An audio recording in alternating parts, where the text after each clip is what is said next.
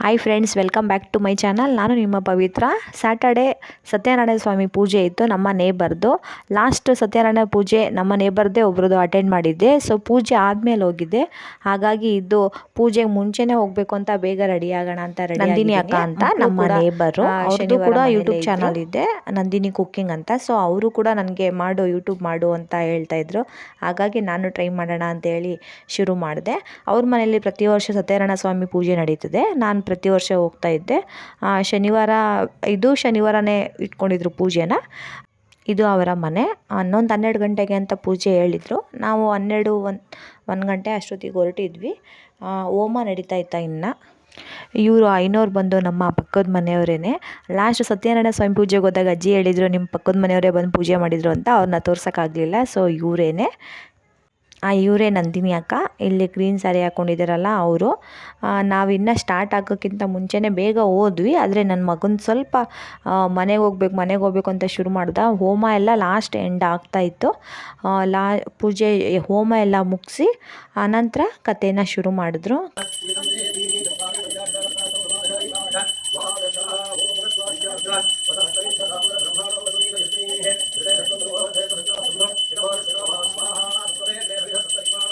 ಸತ್ಯನಾರಾಯಣ ಸ್ವಾಮಿ ಪೂಜೆಗೆ ಏನೇನು ಸಾಮಗ್ರಿಗಳು ಬೇಕು ಅದನ್ನೆಲ್ಲ ತಂದು ವ್ರತವನ್ನು ಮಾಡ್ತಾನೆ, ಕುಬೇರನ ಅಂತಾನೆ. ಹಾಗೆ ಪ್ರತಿ ತಿಂಗಳು ಕೂಡ ವ್ರತ ಮಾಡಲಿಕ್ಕೆ ಆರಂಭ ಮಾಡ್ತಾನೆ. ಒಂದು ದಿನ ವ್ರತ ಮಾಡ್ತಕ್ಕಂತಹ ಸಂದರ್ಭದಲ್ಲಿ ಅಲ್ಲಿಗೆ ಒಬ್ಬ ಕಟ್ಟಿಗೆ ಮಾರುವನು ಬರ್ತಾನೆ. ಬಹಳ ಬಾಯಾರಿಕೆ ಆಗಿತ್ತು. ಬ್ರಾಹ್ಮಣೋತ್ತಮನ ಮನೆಗೆ ಬಂದಿದ್ದಾನೆ ನೀರು ಕುಡಿಲಿಕ್ಕಾಗಿ. ಆದರೆ ಅದು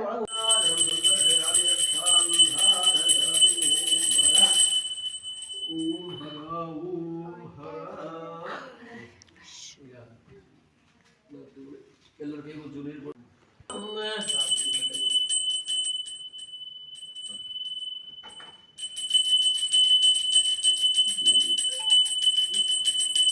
ಓಂ ಬ್ರಹ್ಮಾ ತನ್ವತಭೃಗಧಾ ಸದಖಾಮೈರಃ ಮಹಾತ್ಮನಃ ಮಧ್ಯೆ ವೇದಿ ಆತ್ಮನ್ನ ಸಂವಿದ್ಯಾವಂದಯಧಾ ದುಷ್ಟೈ ಪಂಚಮವಂ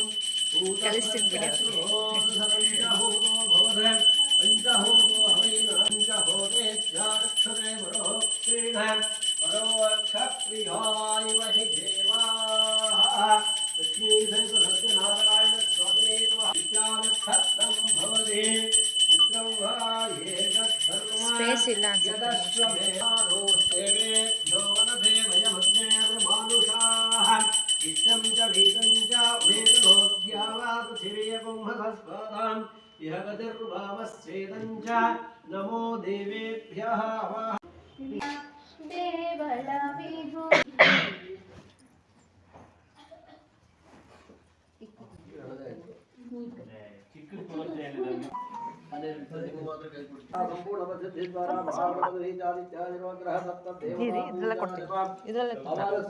ಬೇಡ ಬೇಡಪ್ಪ, ಇದರಲ್ಲೇ ಕೊಡ್ತೀನಿ.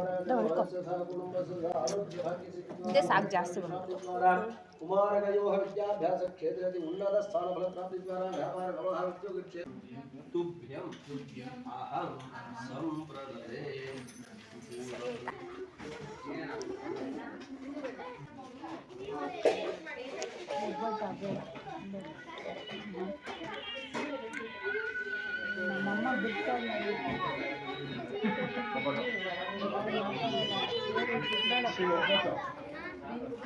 ಪಲ್ಯ ಹಾಕಿಸ್ಕೊಂಡಿ.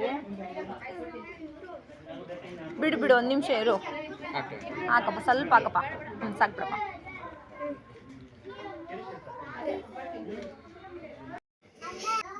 ಊಟನೂ ತುಂಬ ಚೆನ್ನಾಗಿತ್ತು. ಹೋಟ್ಲಲ್ಲಿ ಬುಕ್ ಮಾಡಿ ತರಿಸಿದ್ರಂತೆ. ಲಾಸ್ಟ್ ಟೈಮ್ಗಿಂತ ಈ ಸಲ ತುಂಬ ಚೆನ್ನಾಗಿತ್ತು. ತುಂಬ ವೆರೈಟಿ ಐಟಮ್ಸ್ ಇತ್ತು. ನನ್ನ ಮಗನಿಗೆ ಇಷ್ಟವಾಗಿದ್ದು ಪೂರಿ ಮತ್ತು ಒಬ್ಬಟ್ಟು ಇಷ್ಟ ಆಯಿತು ಅವನಿಗೆ. ಹಾಗೆ ಪೂಜೆ ಎಲ್ಲ ಮುಗಿಸ್ಕೊಂಡು ನಾನು ಪೂಜೆ ಮಾಡಿಸ್ಕೊಂಡು ನಮ್ಮ ಯಜಮಾನ್ರು ಸ್ವಲ್ಪ ಪ್ರಸಾದ ಇಸ್ಕೊಂಡು ಮನೆಗೆ ಬಂದ್ವಿ. ಸ್ವಾಮಿ ಕತೆ ಪೂರ್ತಿ ಕತೆ ನಾನು ವಿಡಿಯೋ ಮಾಡಿದ್ದೆ. ಅರ್ಧ ಗಂಟೆ ಇದೇ ಕತೆ. ಆದ್ದರಿಂದ ನಾನು ಅಪ್ಲೋಡ್ ಮಾಡೋಕ್ಕಾಗಲಿಲ್ಲ. ಇಷ್ಟ ಆದರೆ ಲೈಕ್ ಮಾಡಿ, ಸಬ್ಸ್ಕ್ರೈಬ್ ಆಗಿ ನನ್ನ ಚಾನಲ್ಗೆ. Thank you.